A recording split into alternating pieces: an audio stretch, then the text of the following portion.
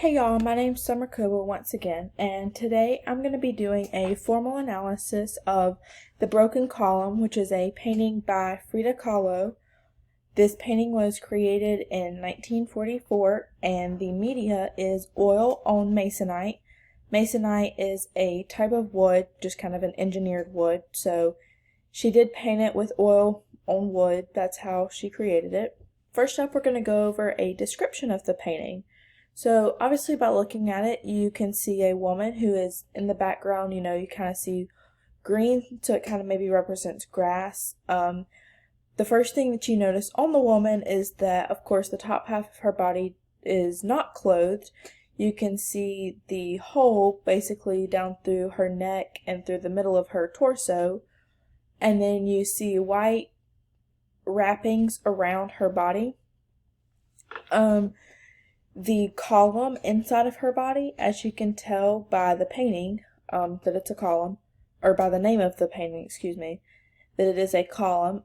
If you understand the context of this, you will realize that that's representing the spinal cord of the woman. So Frida Kahlo actually began painting things that were important aspects of her life and important life events that she experienced. So when she was around 18 years old, she got in a really bad car wreck that led to back problems for the rest of her life, basically.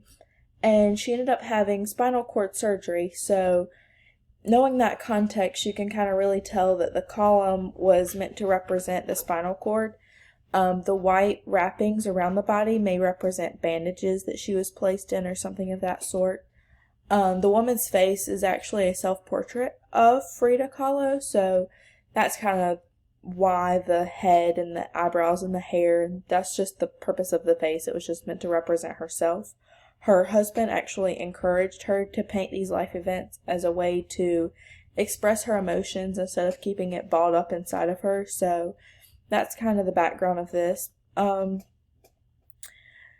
You can tell that this is definitely a type of surrealism because it's definitely an unexpected image. You probably didn't expect to see the woman, unclothed at the top with a column inside going all the way from the bottom of her torso up to her neck, up towards her head, which is where your spinal cord is, but you probably didn't expect to see that when you expected a picture of a broken column, or a painting, excuse me. You probably expected something on a house or a building or something, so it definitely is a different turn. It's very logical and makes sense once you think about it, but it's probably just not what you expected. There's also a very bizarre assemblage of the way that Frida Kahlo assembled her body, with the column being used as the spinal cord. Normally a spinal cord isn't something you would see in a painting. It's kind of, inside your body, obviously, so it's not what you would really see. But here you can see that her skin is kind of looks like it's cut back or pulled back. Normally, if you have spinal cord surgery, you would assume that that would be done from the back side of your body. So the fact that the woman is shown from the front is, again, something that you weren't really expecting, the hole in the front of her body. So you can tell by the name of the painting, once you learn the context, that the broken aspect of the name was probably meant to represent the fact that she was in a lot of pain. And when you have spinal cord surgery and spinal cord problems and just back problems in general, if any of y'all can relate to that, you know that it's very painful and can make it hard for you to walk, stand, sit, all of the above. Basically anything you do on a daily basis can be a lot harder if you're having back problems or spinal cord problems. So I feel like the broken part of the name definitely came from that and how she was feeling at this time going through these medical conditions and these medical problems. The column, as we already said, clearly represents the actual spinal cord. So if you think about it, a column on a building is something that's normally structural, not always, but a lot of times is very structural and, kind of holds up the rest of the building or the roof line or something of that sort. So that's very representative of the fact that your spinal cord controls a lot of your bodily movements and has a lot to do with how you move and how well you can move. So that's definitely the representation behind that. Last up, we're going to do my personal judgment of the painting.